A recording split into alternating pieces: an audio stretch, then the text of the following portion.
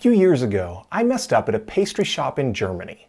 My wife and I were visiting, and the first thing we did was go for a snack. I couldn't understand the signs, so I tried to ask a question about what I thought might be a 2-for-1 deal. Turns out I bought 2 of that pastry and had no idea how to tell the lady I only wanted 1. I had experienced liability of foreignness due to my inability to speak German. But fortunately, it only cost me an extra euro. Liability of foreignness can cost companies a lot more than a euro. Liability of foreignness is the cost and difficulty associated with unfamiliarity that people and companies have with cultures, laws, language, geography, climate, and other differences found in foreign markets. However, you could also experience liability of foreignness within the same country if cultures are different enough. Think of the difference between Manhattan, Kansas, and Manhattan, New York.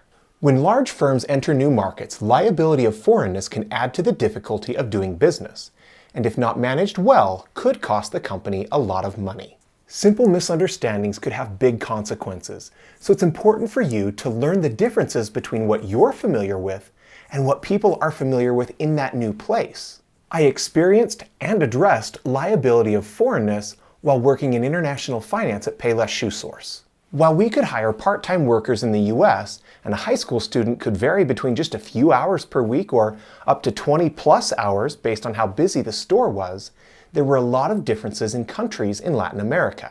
In some countries, a full-time job was 40 hours per week, while in other countries, a full-time job was 44 or 48 hours per week, and this was government mandated.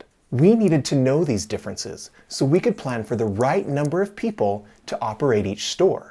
There was very little flexibility, and a big part of my job was planning the payroll expenses for hundreds of stores in a dozen countries. We had to learn the laws and adapt our operations accordingly.